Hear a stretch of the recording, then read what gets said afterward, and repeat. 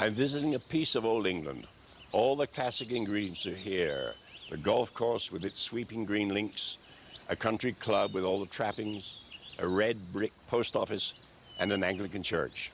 And, as in any English suburb, the houses are built in an eccentric mixture of styles, Gothic, late Victorian, and even stockbroker Tudor.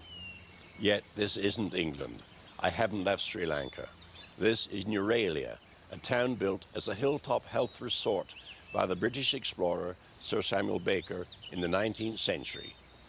Baker imported almost everything except the climate: vegetables, shrubs, sheep, cows, a pack of foxhounds, and even a blacksmith. It's a brilliant fake, but it's not intended to fool anybody. It is not always so easy to distinguish between a fake and the real thing, as museums all over the world have discovered, sometimes to their cost. In 1579, Sir Francis Drake was circling the world. He needed to stop to repair his ship. His chaplain's account of the voyage says that Drake landed somewhere on the west coast of America. In a small bay, he came ashore and put up a brass plate claiming the land for Queen Elizabeth. He named the place Nova Albion, or New Britain. This looked like the place, Jeff. It was around here. It could have been a little further over. These two men believed that they could be standing on the very spot where Drake staked his claim with the brass plate. One of them, George Jefferson, is convinced this is the place. He has spent years trying to prove it. The other, Jefferson Graves, could unwittingly once have held the proof in his hand. In the early 1930s, as a child, he came to this spot for a picnic with his parents and a friend. He was digging in the soil when something caught his eye. All of a sudden, I saw something shiny. And I ran over and started digging in that place, and pretty soon this shiny thing was getting bigger and bigger, and I started pulling at it, and I was trying to get it out, and I couldn't figure it out, and it looked like something strange. He says he picked up a rectangular brass plate. On the way home in the car, Jefferson was examining the strange markings on it. Suddenly, his friend grabbed the plate and threw it out of the window. The parents drove on, and that would have been the end.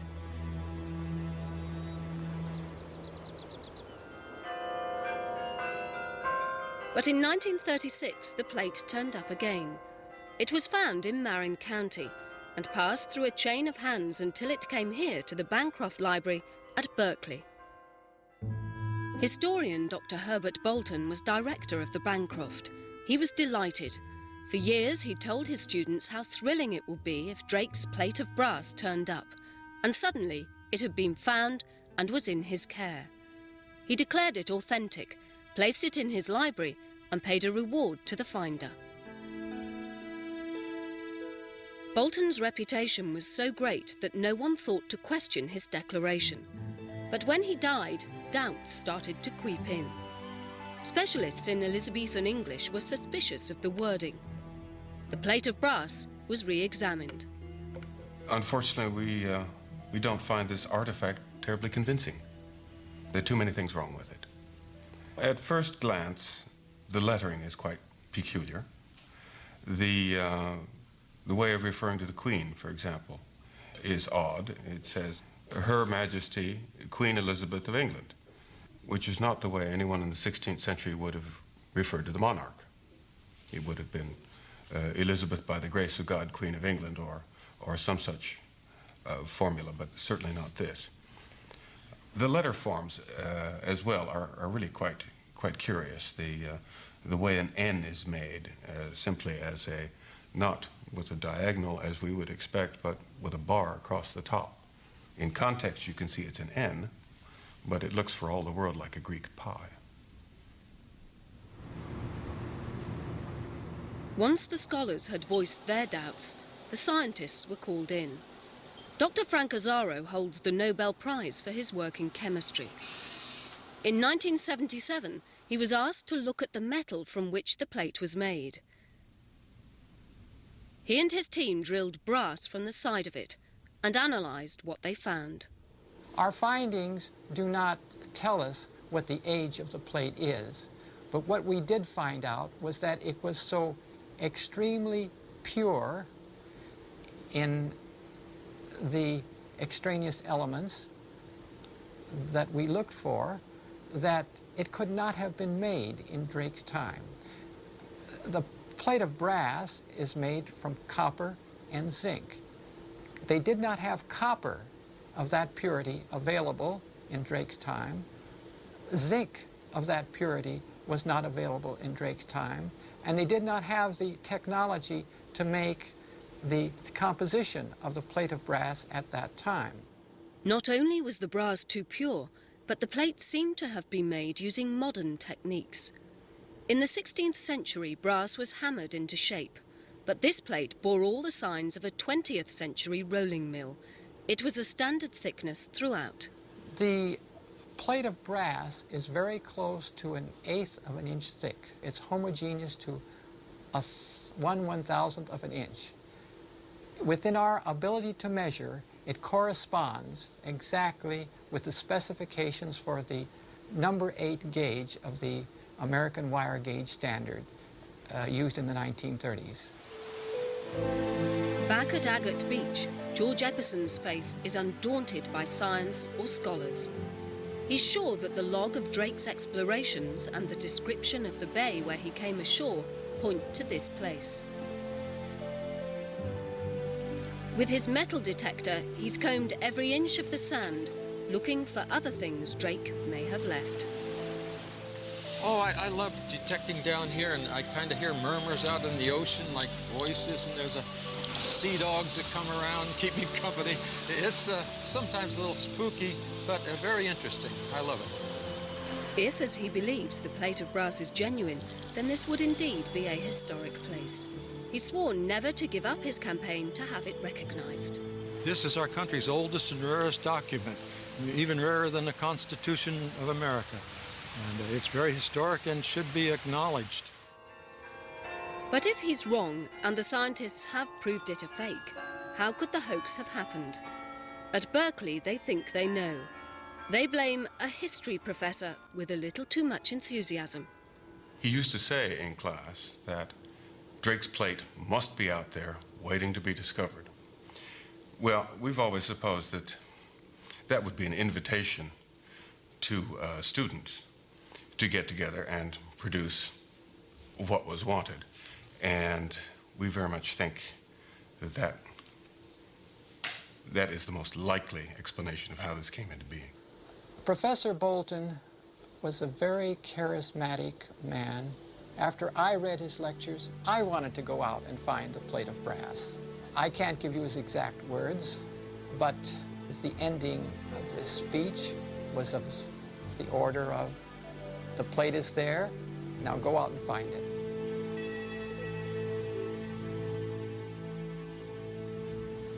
The Natural History Museum in London is home to the world's most famous collection of scientific specimens. The material kept here has provided science with the information on which the natural history of the planet has been written. Specimens like this fly encased in amber, resin which solidified 40 million years ago. Since it emerged from the collection of the German entomologist Hermann Loew in 1850, it's been regarded as a prize exhibit. For the insect inside this amber is a member of the housefly family, which still exists today. Scientists were amazed to find it had been around so long, and the natural history of flies was revised to include this rare discovery. Until one day a student was hired to classify the museum's amber collection. Andrew Ross was using a lamp at the time. I thought, well, amazing specimen. And then suddenly a crack appeared around the fly, just around here. And this actually caused by gentle warmth from the microscope lamp that I was using. And this had me very worried because it's such an important specimen and a crack suddenly appearing around it. And I thought, oh no, now what do I do? And I quickly put it away and hoped no one would notice it. But then I thought, no, that's a bit strange, it shouldn't be doing that. And then I looked at the slide from the side, and then everything became clear. Because someone had taken a piece of amber, they cut it in half, hollowed a piece out, put a fly in some kind of modern resin, and glued the two bits back together. The fact that it was a common housefly should have alerted the experts. The fly they chose is a species called Phanius scalaris, known as the latrine fly because it lives around toilets. And it's a very advanced fly, and 150 years ago, there's probably hundreds of them flying around. And it's probably just the nearest fly to hand, perhaps lying on a windowsill somewhere. His discovery solved two problems troubling entomologists. Why was this the only living species to be found as a fossil, and why had no other prehistoric latrine flies been found? It's quite satisfying to find that an important specimen is a fake. And actually, this solved a lot of problems because many entomologists have used this particular species as an example of how long species of flies can live for. And they argued that the fossil record of insects was very poor because there's only the one specimen, and there should be millions of others preserved in resin that are still living today. But we now know that the fossil record is much better, and all the insects preserved in amber are extinct. In science, accusations of fraud and fakery usually have two results. One is heated argument. The other is a thorough and often agonized reassessment of what were thought established facts. This was certainly true in 1985 when Sir Fred Hoyle and other eminent scientists claimed that one of the most important fossils ever discovered was a fake. It's called Archaeopteryx, and for more than a century it had been hailed as the vital missing link between dinosaurs and modern birds. Suddenly, it looked as though all the textbooks on evolution would have to be rewritten. Curiously, all the Archaeopteryx fossils have been found in one small corner of southern Germany, around this stone quarry at Solnhofen. The story goes that in 1861, the first specimen appeared when a quarry workman split a limestone slab. Over the years, a handful of other Archaeopteryx fossils emerged from the rock.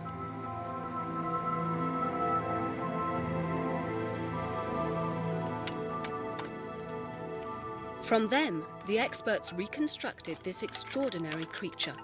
Hailed as the missing link between dinosaurs and modern birds, it was thought to have flown 150 million years ago. Fossil hunters believe the bones survived for two reasons. The first was that they fell to their deaths in prehistoric slime. 150 million years ago, this area here was a shallow sea with lagoons at their edges. Scientists suppose that Archaeopteryx has been living nearby, naturally on trees or bushes, on land, but perhaps by thunderstorms had been driven into the sea and was drowned. The fossils were also preserved because the mud solidified to the hardest of limestones. Archaeopteryx has been well preserved only here up to now because this stone is so hard and has not been attacked by nature. Those who believe that all the Archaeopteryx fossils are fake point to another characteristic of the stone. It's so finely grained that it produces the best lithographic plates. Artists can etch the most detailed pictures on them. Hoax theorists argue that a 19th century fossil hunter engraved an Archaeopteryx. In Canada, one investigator believes the essential ingredient for the hoax can be found in anyone's back garden. Craig Willis thinks he knows exactly what the 19th century forger did. Willis spotted three things that alerted him. The first was about the feathers. All of the specimens of the Archaeopteryx exhibit impressions of feathers which are typical of modern birds that are capable of flight. And the feature that stands out the most is the fact that they all exhibit this off-center quill or this asymmetric design which is characteristic of the flight feathers of all modern birds. Also, the Archaeopteryx did not seem to have the bone structure of a creature that could fly. Not a single one of these exhibited the characteristic breastbone, which is the point of attachment for the huge flight muscles required for flapping flight. Finally, Willis argued that the bones lay flat in the stone. A three-dimensional creature should have produced a three-dimensional fossil. To make his fake fossil, he needs some Solnhofen limestone and some chemicals. All these were available in the mid-19th century when Archaeopteryx appeared. First, he rubs a fine powder from the limestone block. He now adds sodium silicate. He He believes this is the crucial ingredient. It makes the powdered rock reset into stone indistinguishable from the original. What I'm going to do basically is make an impression of this surface of the feather. A hoaxer would have greased the feather so that no traces of down remained to give the game away. And just apply a few drops of the sodium silicate to the surface. And I just take the tip of my finger and I make a nice feather-sized puddle. And with the powdered limestone, which I've already prepared, I just add it. I then take the feather and place the feather onto the surface of the mixture, like so. Once the feather is clamped into the artificial mud, it takes only minutes to set before Willis can check on his work. Now, once the feather has been actually carefully peeled away from the surface, there are a couple of features that are striking. In terms of the texture and the color of the synthetic stone, it's virtually indistinguishable from the background. And if you get up very close to it using a good quality magnifier, such as a jeweler's lens, it's quite easy to detect all of the very finest detail of the structure of the feathers, such as have been noted by investigators who have actually examined the Archaeopteryx fossils under a scanning electron microscope.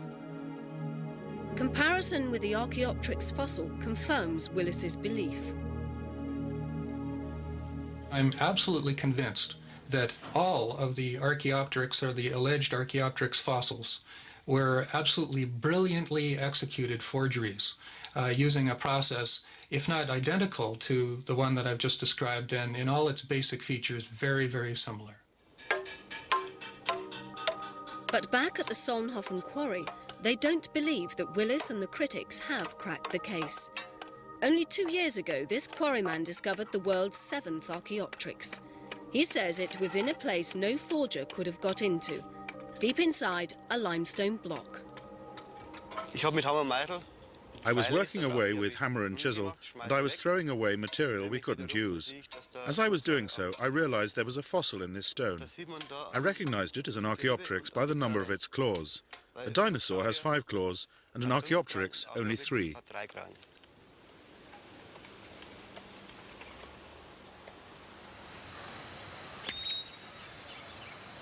When they're trying to work out whether a find is genuine, archaeologists always check to make sure that there's nothing suspicious about the circumstances of its discovery. So when, in 1911, 2 English schoolboys claimed that they'd found a masterpiece of prehistoric art during a break from class, it's not surprising that at first, investigators thought the lads had cooked up an elaborate practical joke. The Sherborne bone is on its way from London to the MacDonald Archaeological Institute in Cambridge. To scientists' amazement, it's taken 80 years to establish the truth. Its latest investigator is Dr. Francesco Derrico. So I brought from the Natural History Museum the Sherborne bone with the engraving of a horse, as you can see. And please have a look at it. On the bone is a carving of a horse's head. It's been claimed that the bone and the carving are as much as 10,000 years old. The story began early this century at a boys' public school in Dorset. Sherborne became the unwitting focus for this long-running archaeological mystery. The Sherborne bone was apparently discovered in a quarry in the school's grounds. Retired Sherborne master Jim Gibb has followed the twists and turns of the controversy. In 1911, 2 new boys went for a walk up to the quarries and found this bone with a horse's head scratched on it. They took it to their day room in the house. Older boys rubbished it, and Cortese, one of the new boys who found it, decided to throw it into the fire. He was stopped by an older boy who said, "Give it to the science master. It's probably genuine." The science master did indeed wonder if the bone might be genuine. He took it to be examined by experts at the British Museum. They declared it was the work of Stone Age man. But not everyone was convinced. 15 years after the bone was found, the first doubts were emerging when an Oxford scientist, Professor Solus, said he suspected it was a schoolboy hoax after all. The debate has continued over decades. Now, Dr. Robert Krasinski of the Natural History Museum in London is hoping for a verdict from Dr. Derrico. Tell me what you can see, what you can conclude about it.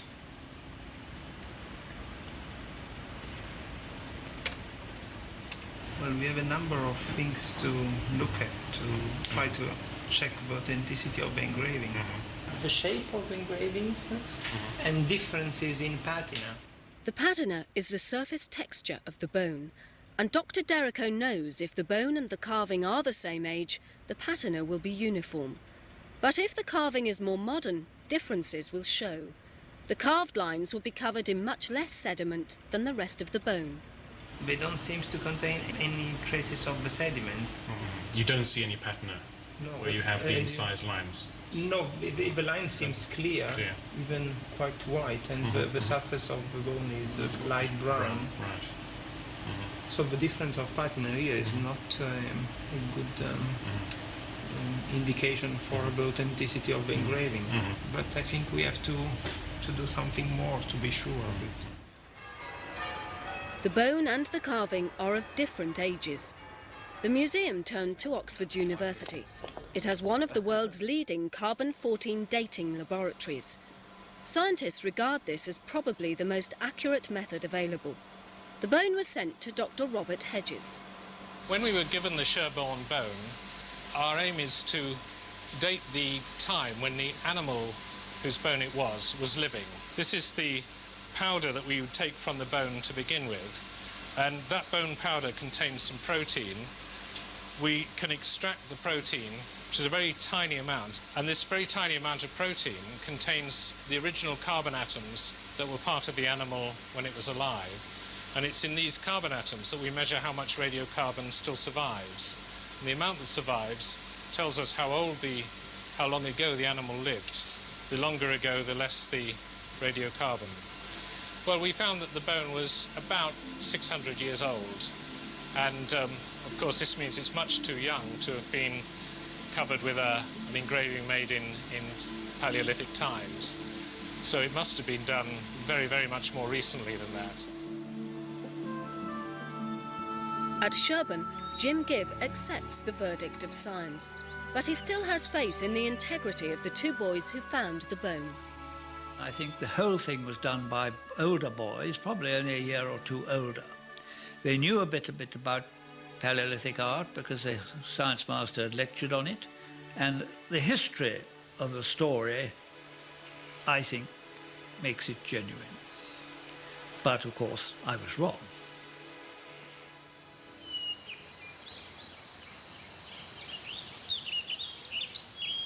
Though museum curators may lose sleep worrying if their exhibits are fakes, I think the rest of us secretly enjoy the idea that perhaps we're being conned.